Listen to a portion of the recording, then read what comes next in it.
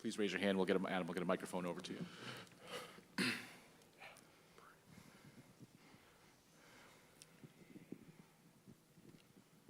Yeah, Rodney, it's getting late. The game's very close.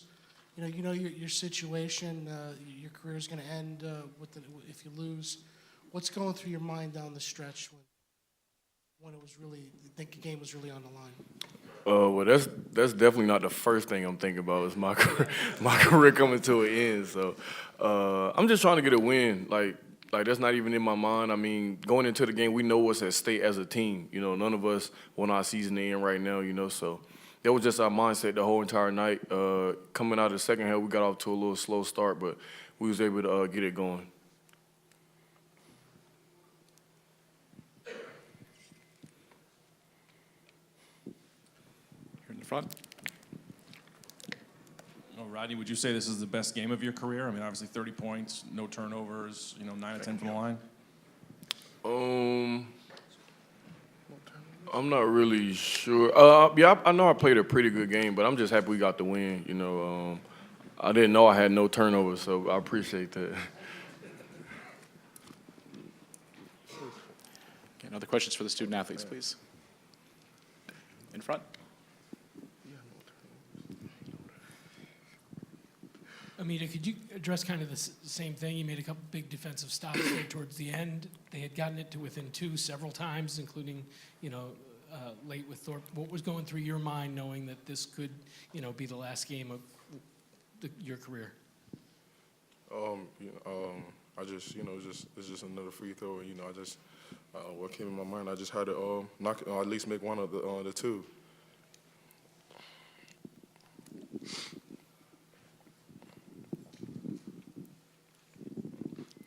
Rodney, how much were you guys feeding off the crowd?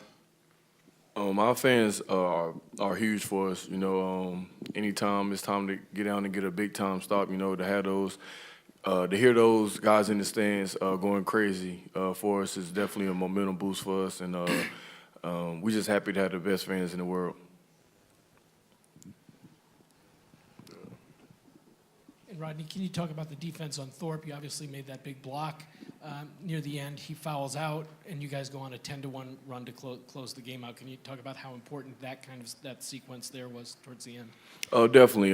He definitely kept them in the game. He had some big time shots, and I knew the coaches kept telling me to guard him, so I just had to guard him, and I was able to just disrupt them a little bit, pick them up a little bit, get up on them, get some steals and get some blocks. I don't think I had many blocks this season, so I'm excited about the 2 blocks I had today. Rodney, what is it about this tournament? I think you're averaging close to 17 points a game in 8 games in the tournament in your career. I think we just locked in as a team. Like I said,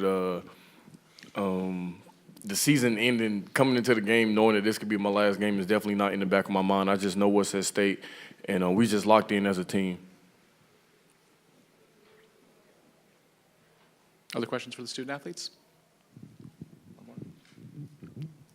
For Amida, this is a team that you guys beat handedly during the regular season. Obviously, they played a lot better. Did you see kind of a different team? They hit a lot more shots and seemed to be obviously better than before. Yeah, it's March, so every team, when it's March, every team steps up their game, and you can't underestimate any team.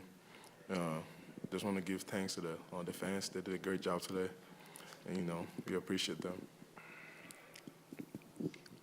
Rodney, you're playing Houston next. What do you remember about the games you played against them during the regular season? Just transition. That's going to be huge for us tomorrow, getting back in transition and just getting stops on the defensive end.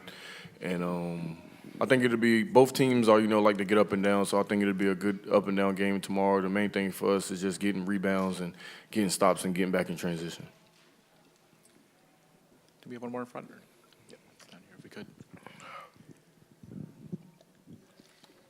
And Amida, could you just talk about what your mindset is at this point in the season? You're a senior, obviously 1 loss and it's all over. So what are you thinking about when you're out there on the court? And what is your mindset as a senior?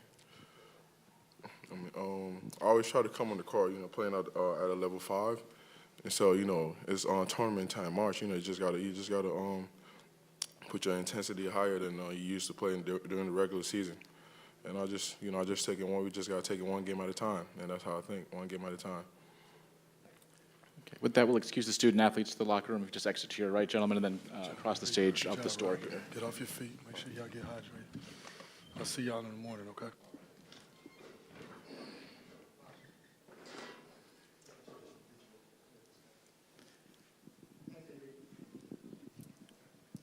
And we're joined by Coach Kevin Ollie. Coach, if you would give an opening statement first, and then we'll take questions. Just happy with the victory. Everybody want to advance in this tournament, and I give credit to USF. They played a great game. Thought was tremendous. We got a 14-point lead and kind of got lackluster there and had a couple turnovers, and we just got to learn and grow from it. And I think we'll do that and hopefully have a better game execution-wise on the offensive end tomorrow. Because if you give turnovers to Houston, that's what they feed off of. So we got to make sure we do that and make sure we play with intensity, and hopefully we can come out with a victory tomorrow. Okay, questions for Coach Ollie, please. Raise your hand. We'll get a microphone to you.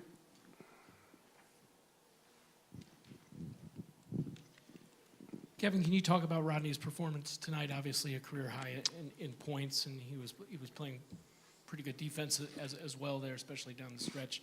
Do you attribute? He plays well a lot, but obviously he's a senior in the tournament.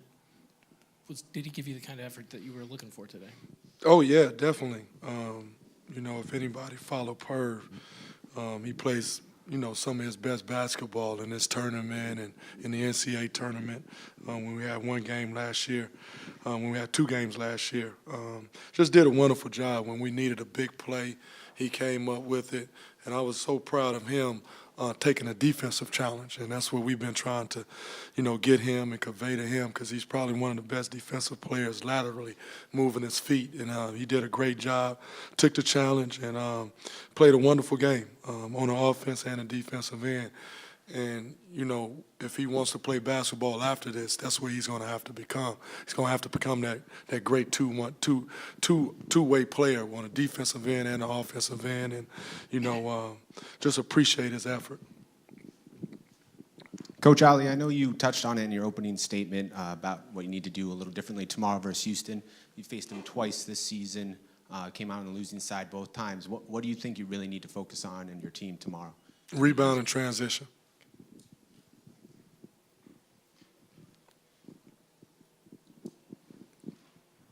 Questions?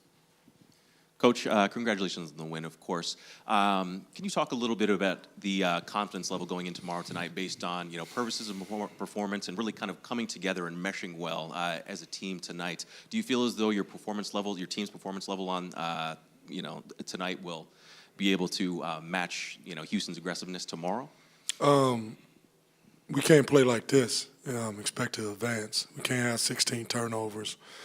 We got to shoot the ball better. We got to execute on the offensive end, because if you want to play good defensive transition, you have to do well on the offensive end. That's offensive rebound, and that's playing with more execution.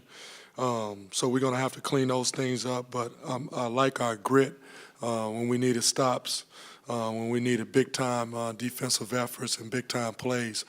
Guys stepped up, so I really appreciate that. But we got to play a better game to advance in this tournament. Kevin, the numbers aside, how important was it to have Jalen out there for as long as he was out there to just kind of hold things together? It was great. We got to keep him out there. We don't have too many guys on the bench there, so and he's been saying he wants to stay in the game, because if he sits out too long, his ankle stiffs up. So, just good to have him out there. He has to play a better 4 game, read pick and rolls a little bit better, but we'll go back to the hotel and we'll break down his pick and roll execution and hopefully get that better against Houston. Coach, was part of the plan to get to the foul, attack the basket, because 27 for 33 from the foul line, you got a lot of foul shots by getting into the basket.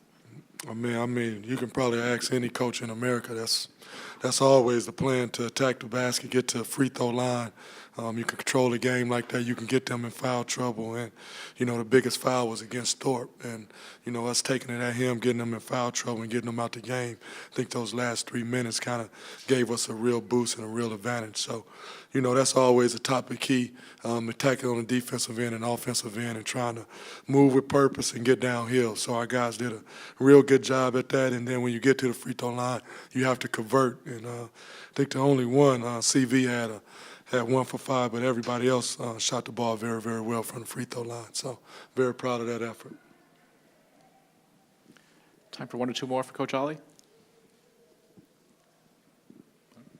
One more. Teams go off on you on 3-point shots. How do you defend against it maybe tomorrow night against Houston?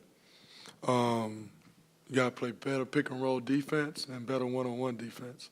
And then all 5 got to control the pick-and-roll. It's just not 2 players. It's not the guy with the ball, not the defensive guy. Playing the guys are setting the screen. It's everybody loading, everybody getting out and playing defense like UConn is able to do.